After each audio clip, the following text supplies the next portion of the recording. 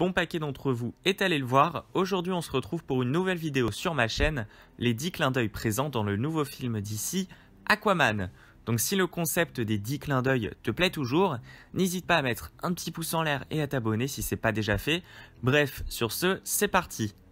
Numéro 1, les créatures connues.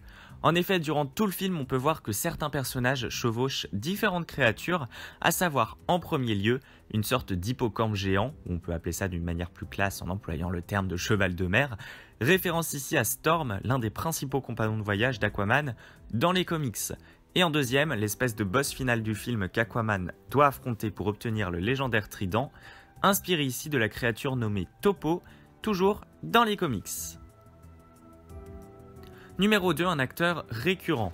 En effet, dans Aquaman, l'acteur américain Djimon Hounsou y joue le rôle masqué du roi Fisherman dans le film, mais est aussi un habitué des films super-héroïques puisqu'il aura un rôle dans le futur film d'ici Shazam et qu'il joue le fameux Korath dans Captain Marvel et dans les Gardiens de la Galaxie chez les concurrents, à savoir Marvel.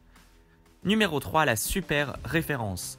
Lors de la scène où on retrouve Aquaman dans le bar sur Terre, ça va de soi, on peut voir en fond sur la télévision qu'est diffusé un programme sur la chaîne WGBS, qui n'est pas n'importe quelle chaîne puisqu'il s'agit de celle pour laquelle travaille Clark Kent, alias Superman, dans les comics. Numéro 4, la poupée. Si vous regardez bien attentivement durant le film, et hélas je ne peux pas vous montrer pour le moment ce passage étant donné que le film n'est pas encore sorti en DVD ou sur internet, mais il y aurait une scène où lorsque Mera et Aquaman fouillent dans une poubelle, se trouverait la célèbre poupée Annabelle, poupée qui n'est pas là par hasard puisqu'il s'agit du même réalisateur entre ces deux films. Numéro 5, une histoire de couleur.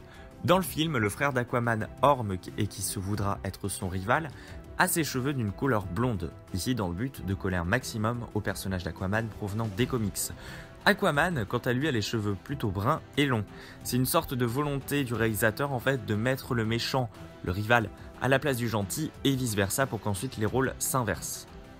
Numéro 6, Man of Steel. Lorsque le roi Orm parle de toutes les destructions que les humains infligent aux océans, le roi Orm, pourquoi j'ai dit le roi Orm? Bref, lorsque Orm, tout simplement, parle de toutes les destructions que les humains infligent aux océans, le flashback montre le naufrage de la plateforme pétrolière présente et dont les personnes ont été sauvées par Superman dans Man of Steel, l'un des précédents films d'ici.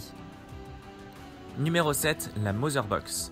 En effet, sur la table à côté d'une photo représentant la reine Atlana, le jeune Arthur et Tom se trouve une sorte de boîte en coquillage, ici semblant représenter une fausse réplique, ou du moins une réplique involontaire, parce que sinon je vois pas trop à quoi ça sert, de la Mother Box présente donc dans Justice League.